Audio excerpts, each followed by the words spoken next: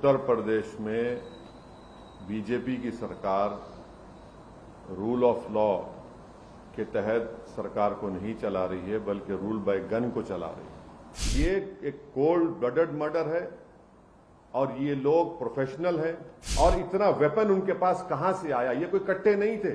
गोली मारकर कौन सा रिलीजियस नारा क्यों लगाते आप? इनको आप आतंकवादी नहीं कहेंगे तो क्या कहेंगे? देशभक्त कहेंगे इनको आप।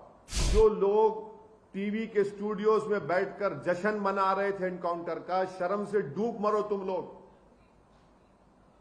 तुम लोग वल्चर्स हो। आप रेडिकलाइजेशन को रोकिए, वरना याद रखिए रेडिकलाइजेशन इस दीमक की तरह इस मुल्क को कमजोर कर देगा। देखिए, मैंने शुरू से आपसे कह रहा था कि उत्तर प्रदेश में बीजेपी की सरकार रूल ऑफ लॉ के तहत सरकार को नहीं चला रही है, बल्कि रूल बाय गन को चला रही है। और ये पिछले 2017 से जब से बीजेपी की गवर्नमेंट बनी, ये सिलसिला चल रहा है। और हर बार जब कभी भी हम मीडिया से बात करते थे, बल्कि हम अपने भाषण में, अपने स्पीचेस में इस बात को दोहरा रहे थे। मगर अफसोस इस बात का है कि आप लोग सिर्फ ये समझ रहे थे कि हम रेटरिक के तौर पर उसको इस्तेमाल कर रहे हैं।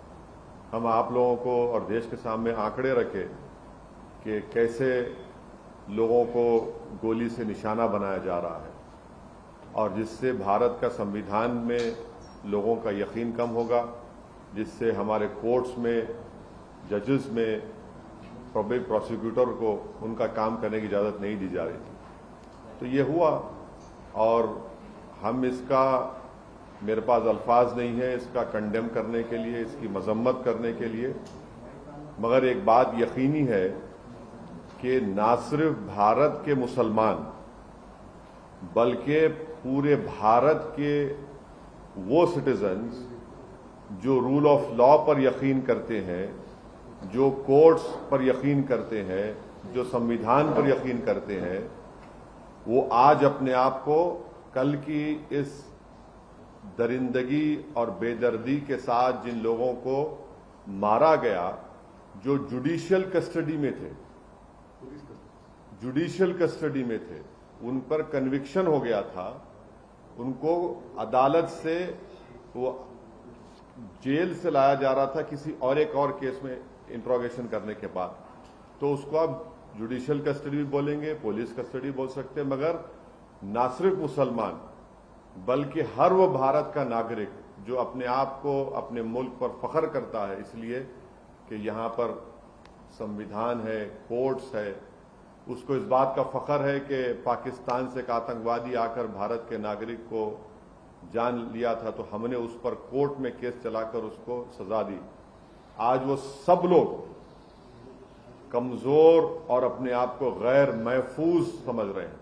कल का जो मर्डर हुआ है, ये कोल्ड ब्लडेड मर्डर कहते हैं, उसको देखने के बाद हर वो भारत का नागरिक जो भारत के संविधान पर यकीन करता है, भारत की अदालतों पर उसको यकीन है, आज वो अपने आप को कमजोर और गैर महफूज समझ रहा है।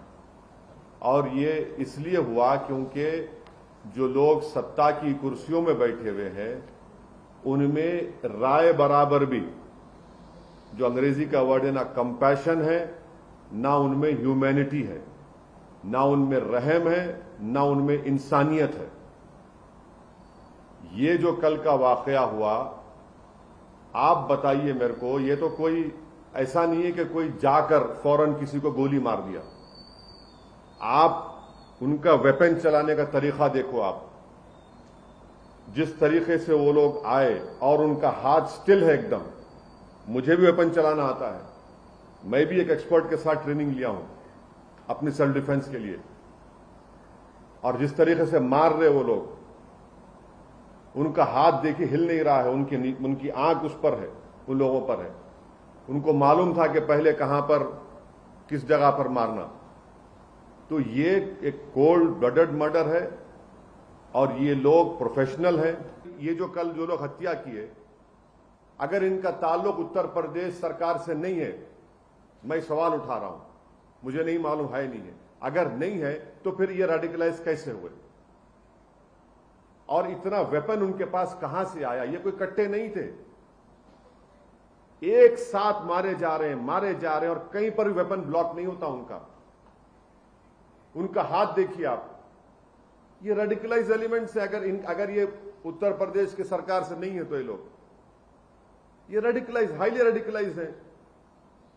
और बीजेपी इसको ब्रश असाइड करती है, नहीं कुछ हो नहीं रहा है। अरे भाई कैसा नहीं हो रहा है? देखो ना ये लोग कौन है। गोली मारकर कौन सा रिलीजियस नारा क्यों लगाते आप? इनको आप आतंकवादी नहीं कहेंगे तो क्या कहेंगे? देशभक्त कहेंगे इनको आप? क्या इनको आप फूल का हार पहनाएंगे ले जाकर ये लोग? और जो लोग टीवी के स्टूडियोज में बैठकर जश्न मना रहे थे एनकाउंटर का, शर्म से डूब मरो तुम लोग वल्चर्स हो। अब खाओ उन लाशों को जो पड़ी हुई वहां पर। आप जश्न मना रहे थे ना एनकाउंटर का, अब देखिए क्या हो रहा है। अब देखिए मैं मरने को तैयार हूं, मुझे मालूम हो सकता है करेंगे वो लोग। वो देखिए, आप जब तक रेडिकलाइजेशन को नहीं रोकेंगे, चाहे किसी समुदाय का हो, आप रेडिकलाइजेशन को रोकिए, वरना याद रखिए रेडिकलाइजेशन इस दीमक की तरह इस मुल्क को कमजोर कर देगा। किसी समुदाय का रेडिकलाइजेशन हो मुल्क के लिए ठीक नहीं है। सवाल पूरा नहीं हुआ। उत्तर प्रदेश जाएंगे आप? बिल्कुल। ऐसे माहौल में क्यों नहीं जाएंगे? जब प्यार किया तो डरना क्या? जाएंगे बराबर। मेरे मुकद्दर में जो फैसला अल्लाह लिख चुका है वो होगा, होके रहेगा। मेरी जिंदगी की हद उसी वक्त तक है जब तक अल्लाह फैसला करेगा। जब जिस दिन अल्लाह फैसला करेगा मेरी जिंदगी खत्म हो जाएगी। मगर मैं डर कर घुट कर अपनी जिंदगी नहीं गुजार सकता। और यकीनन मैं जाऊंगा, अपनी पार्टी का काम करूंगा।